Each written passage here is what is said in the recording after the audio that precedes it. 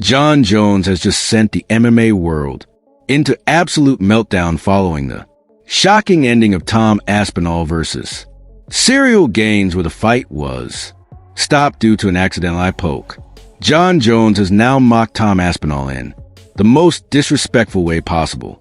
Just hours after the fight ended, fans noticed Jon Jones had changed his profile picture on social media to a photo of himself wearing an eye patch. So they've announced this White House UFC fight. Can we expect to see you on the card? I can't promise anyone anything, but I have very strong feelings that I'll be on that card. It's going to be historic. But who would you take on? Who would be your dream opponent? I would want to take on whoever's holding the belt at the end of the year. Any possible names you think? But I mean, as of right now, the champion is Tom Aspinall, but we'll see who's the champion at the end of the year. It'd be only fitting to have an American guy fight for the championship that night, and I'd be willing to put it all on the line. Nice. I guess the clarifying question then is, if Dana and Hunter do come to you after this fight, they make the figures make sense to you, would you then be open to fighting Tom Aspinall, or are you categorically thinking, he does nothing for me, I will not fight that guy? He does nothing for me. He does nothing for me. If you're a person that wants to see me really challenged, then I get it. 7 years younger, like 35 pounds bigger than me, right? I get it. It's like, wow, this Jon's so good. We finally found someone way younger and way bigger than him. Let's see how he does against that. I get that narrative. But for me, if you were my manager, if you were on my team, why not fight against Pereira, a guy who's the same age as you, and we walk around the same exact size? Business-wise, it makes more sense. Fight the, I'm gonna call him this, fight the nobody that may be more dangerous, or fight the guy with all the accolades who's incredibly dangerous, but it actually will affect your legacy. What if Jon eye pokes you? You know he'll do that, right? How are you going to deal with those oblique kicks? I don't know. I've not fought him yet, so I'll cross that bridge when I come to it. But for right now, I don't know. Tom Aspinall versus Ciryl Gane just took place in the main event of UFC 321, or did it really? Ciryl Gane eye pokes Tom Aspinall at the end of round one. We had a very competitive round of fighting that I thought Ciryl Gane was slightly getting the edge of, but Tom Aspinall was starting to find his timing on Ciryl. Landed a good right hand before the end, but Cyryl's jab was popping. Cyryl's jab was popping in that fight. Tom Aspinall had a bit of a nosebleed. And then Ciryl Gane lands his signature move. No, not the back of the head shots that he lands in every single fight he has ever. Not the back of the head shots that he lands in every single fight ever, nearly in every single finishing sequence he's ever had ever in his entire career, bar the heel hook.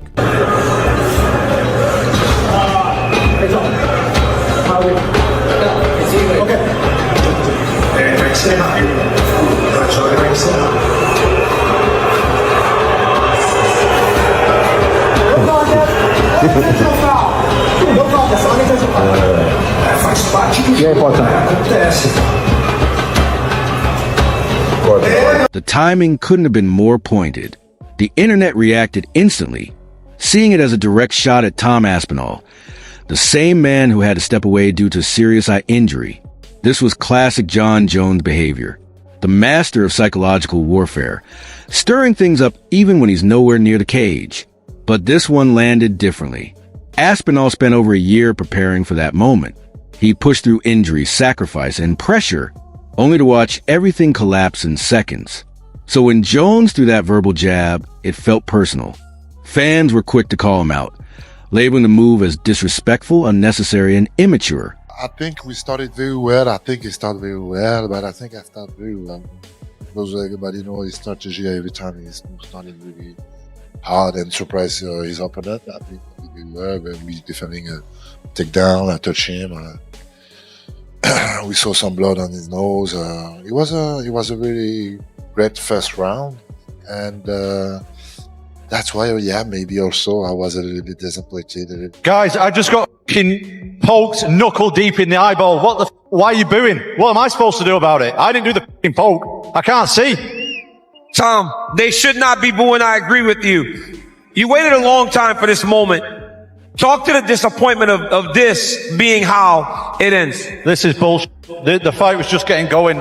in the octagon. And what we saw from Ciryl tonight was telling a different story than everybody thought coming in. Obviously, we don't know how the fight was going to play out, but he was looking We had damn a fight. good. We had a fight. Real fight. Ciryl was aggressive. He didn't back up. And Tom was loving it.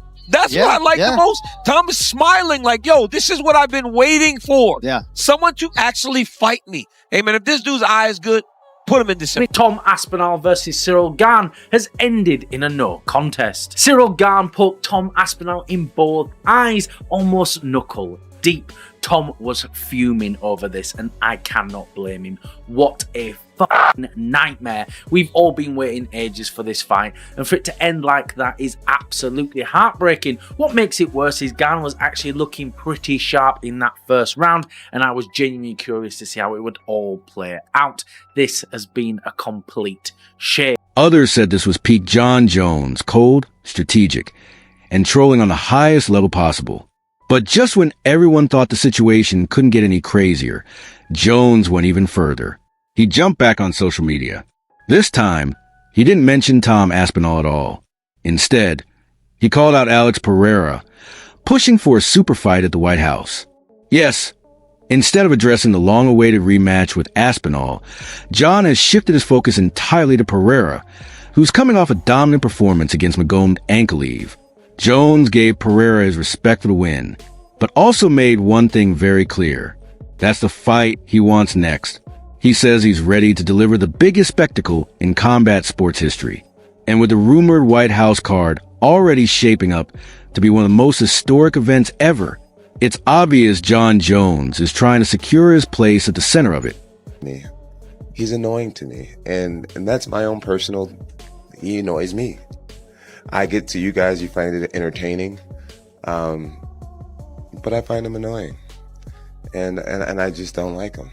And at the end of the day, if I give him the opportunity to fight me, I want to be so compensated. I want to say it, I want that few money, honestly, and that's just what it is. That's just what it is. Or else, my life is perfect without him. I don't need him at all, and he needs me. And that's a good place to be in a negotiation. You're calling out Jon Jones. Yeah. Right? That's the boogeyman. Like, Jon Jones is the fucking boogeyman. When he fought Gustafsson, he had almost no training about it. And Greg Jackson himself, he's like, he didn't even train for that fight. He pulled that fight off in the 4th and 5th rounds. Because he can do everything. That guy's got elite jiu-jitsu. He's got elite takedowns. His striking is outstanding. I mean, he knocked out Sergey, who's the scariest fucking striker in all of MMA. Yeah. And he knocked him out in the first round. And the way he did it was just picture perfect. And he did it with a fucked up back. You watch Aspinall, like, I knew Aspinall was going to have a speed advantage because he's faster than any heavyweight. Yeah. And that's something that his coach drilled into him when he was young. Speed. Like, be fast. Like, you got to be fast. That's what's going to separate you from everybody else. Speed kills. Speed. And he's a giant dude, 260 plus pounds, but he moves like a fast young guy. Yeah. Like a light guy. And so and he's also just so well-rounded. And he's just beginning. Yeah. I mean, that was really the first big test of his... Even if it means passing over Aspinall again, Jon Jones looks unfazed. And now the MMA world is split right down the middle. A huge portion of fans are furious. Calling Jones out for mocking Aspinall and sidestepping the rematch everyone has been demanding. But others argue he's simply being strategic, chasing the biggest payday and controlling the narrative like he always has. Either way, this is classic Jon Jones chaos. Joe Rogan, Daniel Cormier, and other analysts have already commented on the situation. Many of them said this only proves one thing. Jon Jones is the king of psychological warfare. Rogan put it simply, Jon Jones doesn't just beat you in the cage. He beats you before the fight even starts. Meanwhile, Tom Aspinall has remained completely silent. No interview, no tweet, no emotional reaction. And honestly, that silence might be the most dangerous response of all, because when Tom finally speaks, it's usually followed by action. Jones mocking Aspinall in the aftermath of one of the most emotional moments of Tom's career, then immediately shifting his attention to Alex Pereira, has set the MMA world on fire. Right now, because of what I just saw happen in a heavyweight title fight. The fight ended in a no contest between Tom Aspinall and Ciryl Gane due to an accidental eye poke. This is only the second UFC title fight in the 30-something year history of the company to end in a no contest. I mean, the arena was on fire. The stage was set for something magical to happen. You had two guys that were primed and ready to go and fight for the most prestigious prize in all of fighting. As Miles tries to strike back there and break stuff down, Liverpool got beat again today, so it's like becoming the norm. Every post-fight reaction, Liverpool's getting beat. But the stage was set for something amazing to happen. And we got what was one of the most anticlimactic finishes I've ever been a part of, but what we got up to that point was amazing. What we got to that point was very telling. What we got to that point was we got the opportunity to watch the two best heavyweights in the world fight for the championship in the UFC, right? Jon Jones isn't here. Francis Ngannou isn't here. The guys that we had in there right now are the two best. Fans are starting to wonder, will the UFC actually let Jon Jones avoid Tom Aspinall again? Or is this the point where Dana White finally steps in and forces the matchup everyone's been waiting for? One thing is certain, Jon Jones has fully returned to his villain era. And now whether it's Alex Pereira making headlines or Aspinall waiting for a score to settle, the heavyweight landscape just got a whole lot more dangerous.